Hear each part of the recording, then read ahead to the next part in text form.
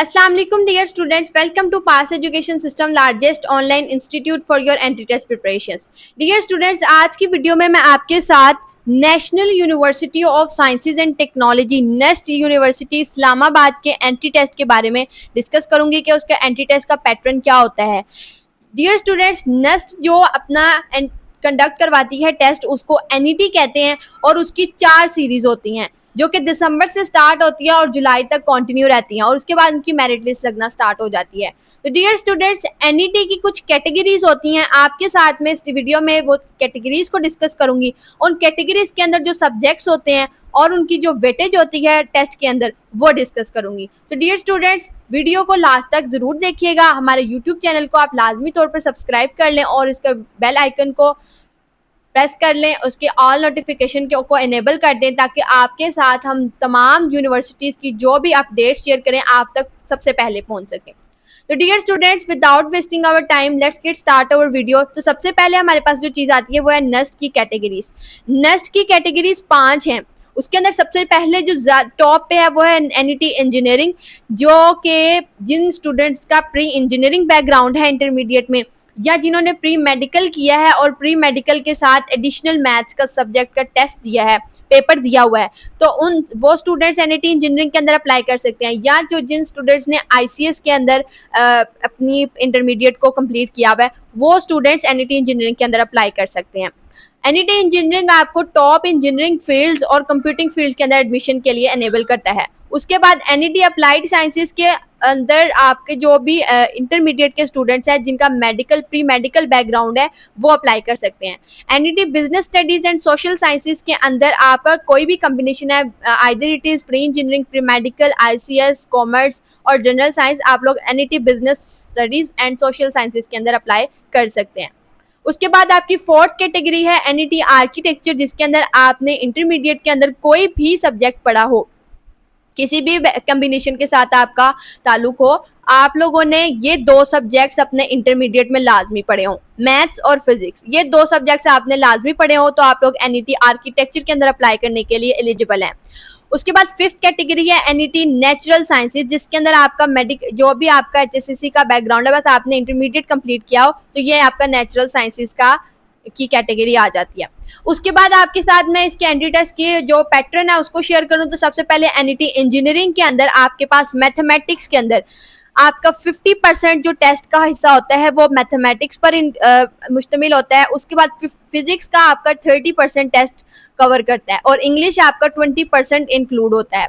तो इस तरीके से आपका पूरा एनईटी इंजीनियरिंग का टेस्ट पैटर्न होता है। तो इसका मतलब है कि आपको एनईटी इंजीनियरिंग के अंदर मैक्सिमम मार्क्स की क्योर करने के लिए आपको मैथमेटिक्स और फिजिक्स के ऊपर सबसे ज़्यादा फोकस करने की ज़रूरत है, क्योंकि आपका मैथ्स जो है वो मैक्सिमम टेस्ट को कवर कर रहा है। फिर उसके बाद फिजिक्स है जो सबसे ज़्यादा कवर कर रहा है और ये दोनों सब्जेक्ट्स ही ट्रिकी होते हैं। और उसके बाद 20% आपकी इंग्लिश होती है। नेक्स्ट आपके पास जो कैटेगरी है वो है एनईटी अप्लाइड साइंसेज। इसके अंदर आपकी बायोलॉजी 50% है, केमिस्ट्री 30% है और इंग्लिश 20% है। इसके बाद जो 3rd कैटेगरी है that is business category. Business के अंदर आपका 50% क्वांटिटेटिव मैथमेटिक्स होता है। क्वांटिटेटिव मैथमेटिक्स का मतलब होता है बेसिक मैथ्स, जिसके अंदर आपसे अलजेब्रा, मीन मॉड, मीडियन, उसके अलावा आपके जो कॉमन इक्वेशंस के क्वेश्चन होते हैं, क्वाड्रेटिक इक्वेशंस, लीनियर इक्वेशंस, ये जो सिंपल जो भी क्वेश्चंस आपने अपने जूनियर मैथ्स में पढ़े हैं, कैलकुलस से पहले जितनी भी आपने मैथ्स पढ़ी हुई है, that is included in the basic maths. तो that covers your 50% of the business category. उसके बाद इंग्लिश आपकी 50% होती है। उसके बाद आपकी जो कैटेगरी आती है दैट इज एनईटी आर्किटेक्चर, और आर्किटेक्चर के अंदर जो आपका सब्जेक्ट सबसे ज्यादा टेस्ट को कवर करता है that is design aptitude. Design aptitude जो है ये आप लोगों ने इंटरमीडिएट में ये सब्जेक्ट नहीं पढ़ा हुआ। तो डिजाइन एप्टीट्यूड ये रिसेंटली 2025 में नेस्ट ने जो अपनी पॉलिसी चेंज किया है उसके अकॉर्डिंग उन्होंने एनईटी इंजीनियरिंग के अंदर से केमिस्ट्री को डिडक्ट कर दिया है। केमिस्ट्री अब आपके इंजीनियरिंग कैटेगरी के अंदर इंक्लूडेड नहीं है। उसके अलावा आईक्यू का पोर्शन भी उन्होंने रिमूव कर दिया टेस्ट के अंदर से। उसकी जगह पे उन्होंने आपका जो मैथ्स का पोर्शन है वो बढ़ा दिया। आप देख सकते हैं यहाँ पे जो मैंने अभी आपको एनईटी इंजीनियरिंग का दिखाया है, इसके अंदर आपका आईक्यू और केमिस्ट्री का पोर्शन खत्म करके मैथमेटिक्स और फिजिक्स का पोर्शन उन्होंने ज्यादा कर दिया हुआ है। इसी तरीके से आपका जो यहाँ पे आर्किटेक्चर है, आर्किटेक्चर के अंदर उन्होंने डिजाइन एप्टीट्यूड का आपसे टेस्ट लेना है। इस डिज़ाइन एप्टीट्यूड के अंदर आप लोगों को कुछ बेसिक डिज़ाइन के बारे में जो भी बेसिक्स होती हैं वो आपने पढ़नी होती हैं। उसका सिलेबस प्रॉपर्ली उन्होंने अपनी वेबसाइट पे नस ने शेयर किया हुआ है।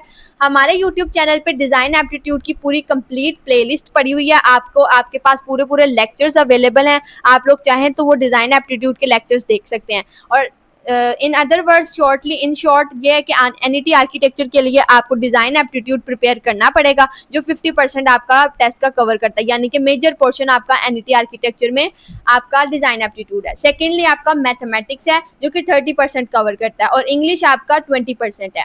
डियर स्टूडेंट्स, जो हम लोग हमारे बैचेस के अंदर एंट्री टेस्ट की प्रिपरेशंस करवाई जाती हैं, उसके अंदर एनईटी आर्किटेक्चर की प्रिपरेशंस के लिए डिज़ाइन एप्टीट्यूड का अलहदा से एक लेक्चर कंडक्ट करवाया जाता है। अभी आपके साथ मैं अपनी बैच की डिटेल्स भी शेयर करूंगी ताकि आप लोग एंट्री टेस्ट की प्रिपरेशंस के लिए आपको गाइडेंस मिल सके। डियर स्टूडेंट्स, नेक्स्ट जो लास्ट कैटेगरी है दैट इज नेचुरल साइंसेज, जिसके अंदर मैथमेटिक्स का 50% है और इंग्लिश का 50% है। और इस तरीके से आपकी पांचों कैटेगरीज के अंदर ये आपके टेस्ट कैटेगरीज के अंदर जो सब्जेक्ट्स हैं, जो जितनी वेटेज को कवर करते हैं, मैंने आपके साथ शेयर कर दिया। डियर स्टूडेंट्स, अगर आप लोग नस्ट एनईटी की सीरीज की प्रिपरेशंस करना चाहते हैं तो हमारा फंक सीरीज, जो कि लार्जेस्ट सीरीज है, 2026 एडमिशंस के लिए स्टार्ट होने जा रही है। बैच 1.0 स्टार्ट होने जा रहा है जुलाई के लास्ट से। डियर स्टूडेंट्स, हमारी जो बैच क्लासेस हैं उसके लिए रजिस्टर करवाने की डेडलाइन जो है वो है 20 जुलाई। 20 जुलाई तक आप लोग हमारे बैच के अंदर रजिस्टर करवा सकते हैं। हमारे बैच के लिए बहुत लिमिटेड सीट्स अवेलेबल हैं, क्योंकि हमारी क्लासेस जूम पे होती हैं और जूम के ऊपर बहुत लिमिटेड सीट्स अवेलेबल होती हैं। उसके अंदर अगर सीट्स खत्म होगी तो आप लोग बैच के अंदर इनरोल नहीं हो सकेंगे। तो डियर स्टूडेंट्स, अगर आप लोग हमारे बैच के अंदर इनरोल होना चाहते हैं तो आप लोग हमारे इस दिए गए व्हाट्सएप नंबर 0304066600 पे कांटेक्ट करके आप हमारे बैच की डिटेल्स ले सकते हैं। हमारे बैच के अंदर आपको रोजाना की बेसिस पे लाइव लेक्चर्स मिलेंगे और रिकॉर्डेड लेक्चर्स की आपको एक्सेस मिल जाएगी, ताकि अगर आपसे कोई लेक्चर मिस हो जाए तो आप लोग इसे ले सकें। इसके अलावा आपको वर्कशीट, पीडीएफ, नोट्स, तमाम चीजें जो है आपको प्रोवाइड की जाएंगी कम्युनिटी के अंदर। फिर उसके बाद आपके जो टेस्ट हैं, आपका चैप्टर वाइज टेस्ट, आपका half book test, full book test, आपके मॉक टेस्ट, ये तमाम चीज़ें आपकी कंडक्ट करवाई जाती हैं बैच के अंदर। और आपकी वन टाइम पेमेंट के अंदर आपसे एक दफ़ा रजिस्ट्रेशन की फ़ी ली जाती है। उसके बाद आपको तमाम टॉप रैंक यूनिवर्सिटीज़ के एंट्री टेस्ट की प्रिपरेशन, नस्ट, फास्ट, यूईटी, जीकी, प्यास, कॉमसेट्स, जो बाकी तमाम टॉप रैंक यूनिवर्सिटीज़ हैं, पंजाब यूनिवर्सिटी है, इन तमाम यूनिवर्सिटीज़ के एंट्री टेस्ट की प्रिपरेशंस आपको बैच 1 से लेकर जब तक हमारे बैच कंटिन्यू रहते हैं, आपको बैच की एक्सेस मिली होती है। आप लोग अपने एंट्री टेस्ट की प्रिपरेशंस कर सकते हैं। अगर आप लोग 2026 के अंदर अपना एडमिशन सिक्योर करना चाहते हैं तो आपके लिए हाईली रिकमेंडेड है कि आप लोग हमारा ये बैच ज्वाइन करके अभी से अपने एंट्री टेस्ट की प्रिपरेशन स्टार्ट कर दें, क्योंकि आपके पास ये अभी बहुत गोल्डन चांस है। अभी आपके ऊपर कॉलेजेस के टेस्ट वगैरह का, कॉलेजेस की स्टडीज़ का कोई प्रेशर नहीं है। अभी आप लोगों की सारी अभी स्टार्टिंग है, तो अभी आप लोगों के ऊपर कोई प्री बोर्ड्स का बर्डन नहीं है, कोई भी बोर्ड्स का बर्डन नहीं है। अभी आप लोगों का बिल्कुल स्टार्ट है। तो अभी से आप लोग अगर एंट्री टेस्ट की प्रिपरेशन स्टार्ट कर देंगे तो आप पहले से ही तैयार हो जाएंगे। 2 से 3 महीनों के अंदर खुद को अब एंट्री टेस्ट के ऊपर ज़्यादा फोकस करें, एंट्री टेस्ट को टाइम दें, तो आप लोग एनईटी 1 आने तक खुद को हम लोग आपको बैच के अंदर पूरा कम्प्लीटली तैयार कर देंगे और आप लोग एनईटी 1 में ही अच्छा स्कोर करके सिक्योर हो जाएंगे नेक्स्ट के लिए। इसके अलावा डियर स्टूडेंट, जो बाकी एंट्री टेस्ट है उसके लिए भी आपको हम लोग इन 2 से ढाई महीनों के अंदर अच्छे से प्रिपेयर करवा देंगे। तो डियर स्टूडेंट्स, अगर आप लोग इस वक्त ये जो आपके पास टाइम है इसको आप यूटिलाइज करें अच्छे तरीके से। आपके पास बहुत अच्छी गोल्डन अपॉर्चुनिटी है, इसको लाजमी तौर पर यूटिलाइज करें अगर आप लोग 2026 के अंदर कंफर्म एडमिशन करवाना चाहते हैं तो।